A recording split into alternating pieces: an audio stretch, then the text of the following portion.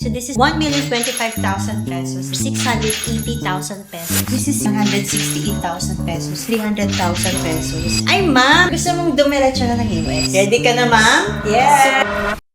New day, new bag. So we have a returning client now, si Ma'am Joanne from Parañaque. Hello, ma'am. Hello. Nice to meet you in person. Nung una po, yung anak niya lang po. Yeah, Ah, siya yung nag-pick up no first bag. Statement. Tama, statement. Yes. Tapos ngayon, you're going to buy another Chanel. Yes. Tagal kong hinanap. Oh. Buti nakahabol ako kasi last na raw. Actually, ma'am, super sellable po ng GST. Ang maganda po sa GST kasi discontinued na siya. Bubiyahe kasi ako. I'm looking for a bag na pwede kong dali. Na pwedeng tote bag. And then, ang pinagpilian niyo po is Maxi. Pero, oo nga, mamahilig ka po sa Chanel. Kasi ito, this is Rock and Rome. This is a limited edition.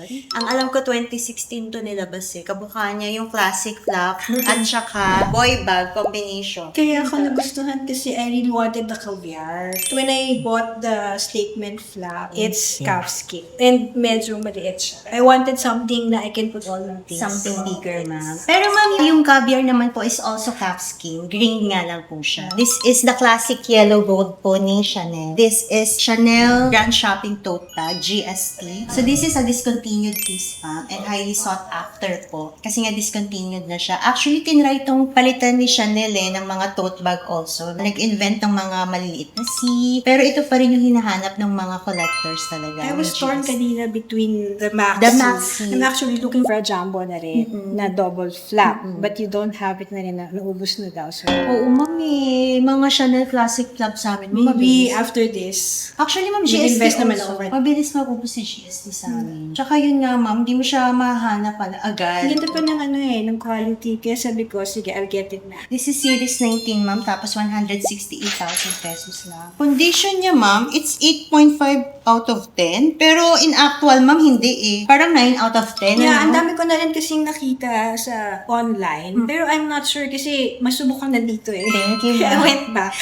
Returning client ka na naman. So, ibig sabihin, ma'am, satisfied ka dun sa unang Of bag. course. Kaya ka bumalik. Yung quality kasi, yun yung I'm after. Oo, ma'am, kapag namimili kami ng mga consignment pieces dito, ma'am, check talaga namin yung quality. Nagpa-consign na rin ako before. Ah, talaga? Yes, Nasold na, ma'am? Yes. Anong item yun? It's an LV monogram, multicolor. Ilang months po siya nasold? I think a month. A month? Ang bilis, no? Tapos ngayon meron ulit akong iba. Kasi sabi ko nga, I'm into Chanel na sa akin. So yung mga LV ko, papakonsign ko sa'yo. Ina-out mo, ma'am, para may fund ka Yes. para sa next bag mo, next Chanel bag. So, as consigner, ma'am, happy naman po kayo sa service. Yeah, kasi yung price nyo is fair and ang bilis na pagbalik.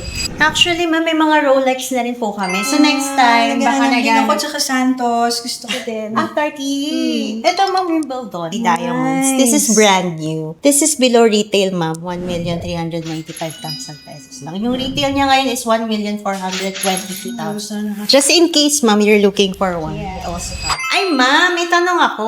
May favorite superhero ka ba? Or gusto mong dumiretso na ng US? Para hindi mo na kailangan mag-boarding. Oo nga eh. Kasi yung long flight talaga, I hate long flight. Sinong favorite mong superhero? Supergirl. Sige, ma'am. Mag-transform ka na. Ay, ma'am, yung bago mo iwanan. Ready ka na, ma'am? Yes. Supergirl. 2, 3, go!